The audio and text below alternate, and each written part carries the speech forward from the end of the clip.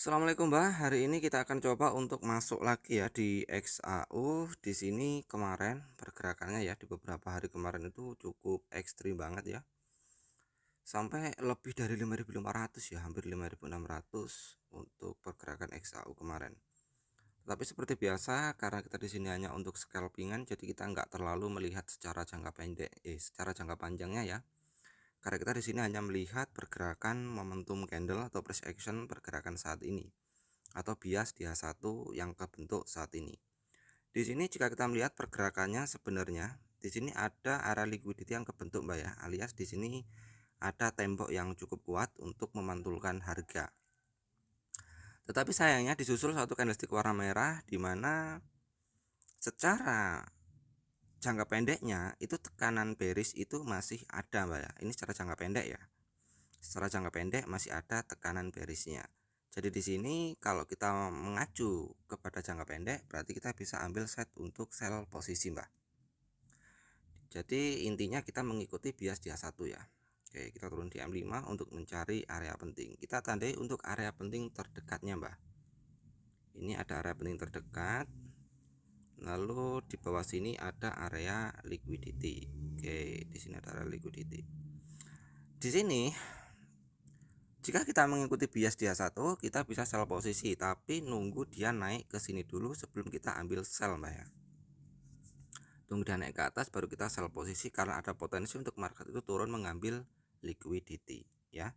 Karena secara jangka pendeknya tekanan bearishnya masih ada. Meskipun secara fundamental atau secara jangka panjangnya kalau kita melihat makroekonomi saat ini banyak negara-negara besar yang mengakumulasi gold atau emas ya. Jadi secara sentimen itu masih bullish. Tapi secara jangka pendeknya kita ambil side bearish ya, karena memang kita mengikuti bias dia satu itu turun ya, biasnya masih ada tekanan untuk sell. Jadi kita akan memutuskan untuk ambil sell posisi. Dan di sini pergerakannya ya, harusnya sih kita akan nunggu dia naik dulu ya. Cuman karena di sini dia sudah membentuk sebuah pola bearish ya, pola drop terus membuat area base, ada potensi untuk pergerakan selanjutnya itu akan drop lagi atau membuat area drop base drop ya, atau penurunan continuation atau apalah itu, pokoknya namanya seperti itu. Jadi di sini Simba akan eksekusi untuk sell posisi karena memang momentumnya cukup bearish Mbak ya. Karena beberapa kali kebentuk itu dia nggak sanggup naik ke atas, alias di sini pergerakannya masih solid untuk bearish. Makanya di sini Simba langsung saja untuk eksekusi sell ya. Daripada nanti ketinggalan, kita akan ambil sell. Seperti biasa untuk SL kita ya di 25, TP di 25, jadi SL kurang lebih di area sini. Untuk TP-nya kita ambil di sebelah sini Mbak ya. Kita pakai manajemen resiko 1:1. Nah, ini dia mulai langsung bergerak ya. Harusnya sih ada tendangan ya kalau kita melihat set pada H1-nya. Karena di H1-nya meskipun di bawah itu ada area liquidity, tetapi secara tekanan atau secara jangka pendeknya itu masih ada potensi untuk sell ya. Tekanannya itu cukup kuat untuk sell. Jadi Simba memutuskan untuk ambil sell posisi karena kalau Simba nunggu dia naik ke atas ya kelamaan ini marketnya. Makanya Simba langsung eksekusi sell. Kita cek di M1. Di sini juga sudah kebentuk area penting ya, atau area continuation yang sebelumnya telah keambil. Jadi valid ya untuk dia turun, itu cukup valid. Oke, kita tunggu sebentar. Ini harusnya cepat ya pergerakan marketnya. Aja lali Mbah karo di sambil ngopi karena insya Allah ya profit ya. Bisa buat beli sego pecel Mbah.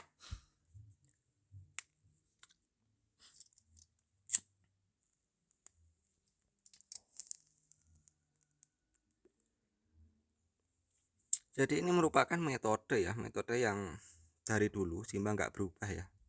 Kalau Simba scalping itu metodenya ya cuman seperti ini saja. Kalau teman-teman yang sudah mengikuti channel ini lama pasti tahu ya kayak trading Simba scalping itu seperti apa.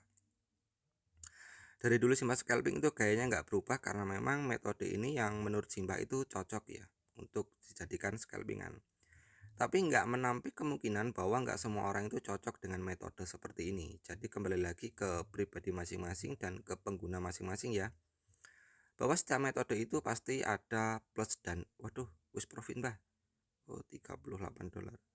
Oke, dapat $46 selesai. Jadi setiap metode itu pasti ada plus minusnya mbak ya. Jadi ada yang cocok dengan metode ini, ada yang enggak. Jadi pada intinya itu pakai mana yang menurut sampean itu cocok.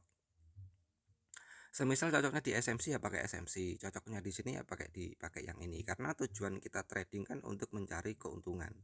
Karena kalau menurut Simbah pribadi ya, mau pakai metode apapun itu sama saja. Karena pada dasarnya yang paling penting ya di forex market ini adalah manajemen resiko. Jadi kita benar-benar bisa disiplin dalam mengatur resiko. Seperti yang Simbah lakukan ya, resiko Simbah entry itu di 25 USD dengan risk and reward rasionya itu di 1:1. Jadi saat minus 25 Simbah close, profit 25 ya Simbah close posisi juga. Jadi bukan hebat-hebatan metode mbah kalau di forex market ya. Pada intinya itu di manajemen resiko. Siapa mereka yang bisa disiplin di manajemen resiko ya insya Allah dia bisa bertahan. Tapi mau pakai metode sehebat apapun, mau pakai metode yang diklaim memiliki 100% win rate, tetapi jika manajemen resikomu nggak bagus ya tetap aja rusak mbak ya. Karena dalam forex market ya dari pengalaman Simbah itu nggak ada metode yang memiliki win rate 100%, pasti ada minusnya mbak. Mau seprofesional apapun seorang trader itu pasti ada kalanya lossnya ya. Mbak Simbah pun juga ada lossnya. Nah ini juga menjawab ya pertanyaan dari teman kita juga di komentar karena Simbah nggak sempet jawab komennya. Yang loss juga diupload mbak. Yang loss itu banyak mbak ya. Kalau sampean cek video Simbah satu itu ada kok yang loss. Banyak juga yang loss. Simbah upload juga ya. Cuman memang beberapa video yang Simbah upload belakangan ini itu banyak profitnya. Kenapa kok banyak profitnya? Karena Simbah kalau mau buat video itu benar-benar nunggu momentum yang bagus. Jadi ya Simbah cek market nih. Kalau ada momentum yang bagus banget baru Simbah buat video. Makanya kebanyakan video Simbah itu profit. Ya. Jadi kalau enggak momentumnya itu nanggung gitu ya, ya enggak jadi bikin video. Nanti tunggu yang momentumnya benar-benar bagus baru Simbah bikin video. Kalau untuk lossnya ya banyak juga ya. Di video-video yang dulu itu ada juga yang loss itu ada juga. Ada yang juga loss lalu kita recovery dengan cara switching itu juga ada juga. Banyak kok kalau teman-teman pengikut Simbah info lama pastinya tahu ya. Ada yang loss, ada yang profit, ya wajar namanya kita nge-trade itu atau kita berdagang itu umum ya. Rugi untung itu umum. Yang penting kita bisa disiplin memanajemen resiko kita. Jadi sebelum kita masuk kan kita sudah ada planning ya. Planningnya mau scalping atau mau swing, planning berapa resiko yang kita gunakan, berapa risk and reward rasionya yang kita gunakan, itu kan pasti sudah kita planning duluan. Jadi meskipun kita kena SL ya wajar ya. Selagi planningnya itu tetap berjalan ya santai saja mbak, nggak usah gerusa-gerusu gitu ya. Oke mbak, jadi hanya seperti ini saja ya untuk metode trading Simbah, dan sampai saat ini Simbah nggak berubah. Kalau untuk scalping ya metodenya sama seperti ini. Semoga video ini bisa bermanfaat. Aja lali tuku sego pecel mbak.